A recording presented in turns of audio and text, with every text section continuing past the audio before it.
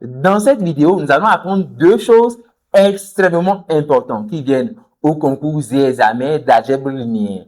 Premièrement, ça va déterminer l'intersection de deux sous-espaces vectoriels, d'un espace vectoriel déjà connu. Et deuxièmement, comment vérifier si ces deux sous-espaces vectoriels sont supplémentaires ou pas. Reste jusqu'au bout. Alors, cette vidéo fait suite à une vidéo précédente où nous avons traité les questions numéro A, B, C, comment montrer que un espace est un espace vectoriel, comment on détermine une base. Si vous n'avez pas suivi, je vous recommande d'aller la suivre. Le lien, je vais le laisser quelque part en haut, vous cliquez là-dessus pour la voir. Mais ne vous inquiétez pas, cette vidéo n'est pas liée à la précédente, donc vous pouvez la suivre. Elle est totalement indépendante. Alors, on commence. Alors, notre première question, c'est déterminer l'intersection de F et G. Donc, c'est quoi F? F, c'est l'espace vectoriel engendré par la matrice C, 2, 1, 0, 0, et la matrice identité d'ordre 2, ok, 1, 0, 0, 1. Donc, c'est ça l'espace vectoriel F. C'est un espace donc à deux dimensions. G aussi, c'est un espace vectoriel à deux dimensions qui, elle est engendrée par deux matrices. La matrice A, ok, que voici, et la matrice B. Donc, vous avez les deux matrices, voilà, comme ça. Donc, comment déterminer alors l'intersection de F et de G? Il y a quelque chose qu'on va chercher urgemment. Chercher à caractériser les éléments de F. Une matrice dans F est comment? Donc, c'est ce que je vais faire. Je vais dire que une matrice M appartient à F si et seulement si. OK? F, c'est l'espace vectoriel engendré par deux matrices, ne l'oubliez pas. Donc, une matrice de F s'écrit comme combinaison de ces deux matrices. Donc, je pourrais dire qu'il existe donc deux réels, X, Y, tels que la matrice M s'écrive comme X fois la première matrice C plus Y fois la deuxième matrice I2. Et vous allez faire ce calcul pour pouvoir donner la formule explicite de M. Alors, il reste juste à calculer. On va commencer par X fois C. Donc, que fait X fois C? Simple. Donc, vous multipliez tous les coefficients par X. Vous avez donc 2X, X, 0, 0. Y fois I de lui, ça donne Y, 0, 0, Y. Et ensuite, on va additionner les deux. Donc, ce qui fait que la matrice M est donc égale à. Donc, 2X plus Y, X, 0, 0 plus Y, ce qui donne Y. On a là une formule explicite donnant les éléments de F. On fera la même chose pour G. Alors, G, quant à elle, est engendrée par deux matrices qui sont les matrices A et B. Donc, une matrice appartenant à G est de quelle forme? Je pourrais dire qu'il existe donc deux réels, U et V. Il faut faire attention aux notations parce qu'il y a des gens qui vont utiliser encore les mêmes lettres et c'est vraiment dommage, n'est-ce pas? En algèbre, il faut vraiment faire attention aux notations. Donc, il existe U et V, éléments de R, tels que la matrice M s'écrive de la forme U fois A plus V fois B. Et donc, vous avez besoin des matrices A et B que je prends la peine de rappeler. Ainsi, je pourrais dire que la matrice M appartient à G si et seulement si, donc il existe des réels U et V, tels que M s'écrivent comme, donc je vais le copier, U fois A plus V fois B. Alors, que donne le calcul final? Donc, on fait naturellement U plus 0, donc ça fait U plus 0 encore, U, ensuite 0 plus V, V et 0 plus V, ça donne V. Donc, on a la matrice. Vous voyez, là, j'ai l'expression explicite des matrices qui sont dans F. J'ai aussi l'expression explicite des matrices qui sont dans G. Je vais égaliser ces deux et j'aurai les matrices qui sont dans F inter G. Parce qu'une matrice est dans F inter G si et seulement si elle se retrouve à la fois dans F et à la fois dans G. Alors, pour dire qu'une matrice M appartient à F inter G, je vais prendre l'expression explicite qu'on a trouvée pour F. Je vais prendre ça et je vais l'égaliser avec ce qu'on a obtenu pour G. C'est simple. Donc, je prends ce que j'ai obtenu pour F et j'égalise avec ce que j'ai obtenu pour G. Donc, il existe donc quatre réels. U, V, X, Y, tel que, on a donc l'égalité entre ces deux matrices. Vous aurez donc à égaliser maintenant. Donc, premier coefficient avec coefficient. Vous égalisez les coefficients comme ça, one by one. Donc, 2x plus y égale à u, x égale à u, 0 égale à v, y égale à v. Vous avez donc un système de 4 équations à 4 inconnus. Alors, maintenant, pour la résolution, vous procédez comment? Déjà, il y a 0 égale à v. Donc, v est nul. Maintenant, y OK, Y est égal à V. Or, V est nul, donc Y aussi est nul. Donc déjà, vous voyez que V et Y sont égaux à 0. Et c'est ce que je vais écrire pour commencer. Maintenant, j'ai X égale à U. Donc, je vais écrire ça, X égale à U. Et je remplace dans la première ligne. Donc, X égale à U, je remplace ici. Donc, si je remplace ici, X par U, ça me donne quoi? Ça me donne 2U. OK? Je remplace Y par 0, parce que Y c'est 0. Donc, 2U plus 0 égale à U.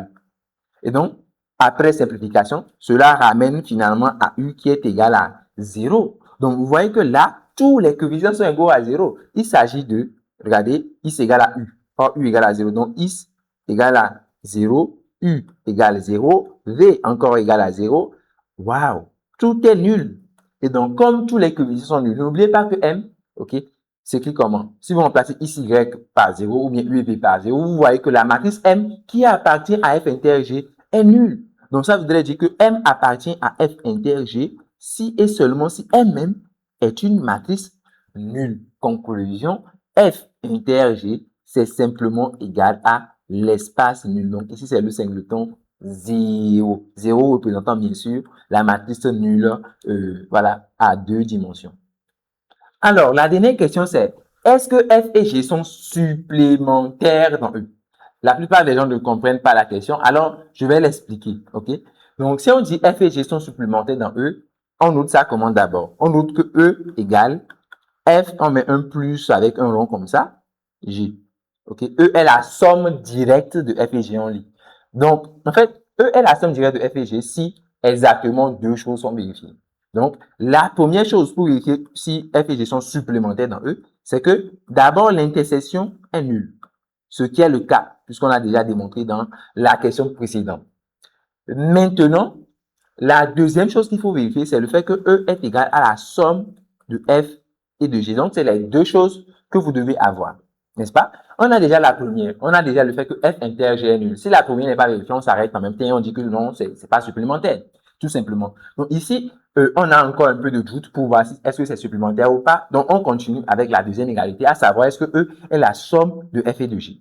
Et pour cela, on va s'attaquer aux dimensions. Je vais calculer la dimension de F plus G. Vous allez voir. Regardez. Dimension de F plus G. Il y a une formule qu'on appelle la formule de Grassmann. La formule de Grassmann dit que la dimension de F plus G, ça fait la dimension de F plus la dimension de G moins la dimension de l'intersection de F et G. Mais n'oubliez pas que F était un espace à deux dimensions. Il était engendré par deux matrices indépendantes.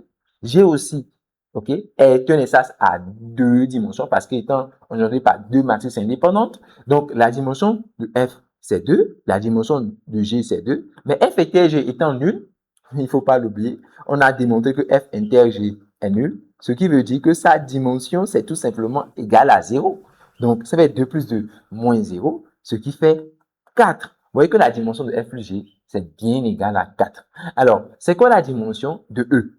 Okay, je vais comparer la dimension de F plus G avec la dimension de E. On est d'accord? Donc, la dimension de E. E, c'est quoi? E, c'est l'espace des matrices. OK? D'ordre 2 à coefficient non l'ensemble des réels. Alors, c'est quoi la dimension de l'espace des matrices? C'est très simple. La dimension de l'espace des matrices, si tu ne la connais pas, c'est juste le produit de deux choses. On prend le nombre n de lignes multiplié par le nombre de colonnes. C'est-à-dire ici, c'est une matrice d'ordre, en fait, c'est l'espace des matrices d'ordre 2 à coefficient non-volontaire. Donc, les matrices ici auront quoi? Deux lignes et deux colonnes. Donc, vous faites le produit des deux. Donc, vous faites 2 fois 2. C'est 2 multiplié par 2 et donc ça donne quoi? 4. Vous voyez que E et F plus G ont la même dimension. Donc, je peux venir et dire que oui, la dimension de E est égale à la dimension de F plus G. Vous savez, si vous avez la dimension de E qui fait la dimension de F plus G, alors que F plus G est un sous-espace de E, parce qu'il faut que je le précise, F est inclus dans E, G est inclus dans E, F plus G il est inclus dans E, bah, sachez que dans ce cas, il y a forcément l'égalité. C'est-à-dire qu'un sous-espace vectoriel d'un espace vectoriel qui a la même dimension que cet espace vectoriel est forcément égal à l'espace vectoriel en question. Bon, ça fait beaucoup de choses là. Donc, je vais conclure que oui, E est bien égal à F plus G. Et là, comme j'ai E qui fait F plus G, comme j'ai aussi le fait que F inter G est nul, Je peux donc conclure que oui. À la question, est-ce que F et G sont supplémentaires dans E? La réponse est yes. Ils sont supplémentaires dans E et je viens de montrer pourquoi en montrant donc les deux conditions. Alors, si vous êtes intéressé par ce que je fais, je vous invite à intégrer ma communauté Élevation, non seulement pour me soutenir, mais également pour profiter en fait de ce genre de sessions que je fais en vidéo pour vous. Vous pouvez suggérer des exercices précis, c'est-à-dire que tu as un exercice qui te chauffe, tu ne comprends pas, tu as une notion de cours, tu peux le suggérer et moi je le fais en vidéo. Par exemple, cet exercice a été suggéré par un membre de la communauté Élevation qui suit d'ailleurs mes accompagnements personnalisés. Est-ce que vous voyez? L'adhésion est juste à 5 000 francs CFA par an, un prix qui est quand même assez réduit pour ce que je fais. Donc, chaque semaine, je demande aux gens dans la communauté d'envoyer leurs exercices, qu'ils aimeraient comprendre les notions qui leur font mal et qui n'arrivent pas à comprendre depuis des années peut-être. Moi, je me charge de faire des vidéos poignantes, structurées comme celle-ci pour te donner de la valeur. Après cette vidéo, tu as non seulement accès au fichier PDF, il faut le dire, voilà, à la thèse de tout ce qu'on a fait, les leçons que tu pourras retenir, les prochaines étapes, pourquoi pas. Et en plus, tu pourras réseauter dans la communauté parce qu'il y a des gens un peu partout, au Bénin, au Ghana, en Côte d'Ivoire, un peu partout dans le monde, il y a des gens dans la communauté. Donc, voilà, tu pourras, si tu ambitionnes aller dans un autre pays, pourquoi pas. Alors, c'est ce que j'aimerais te dire. Le Zoviste, la zone des sciences.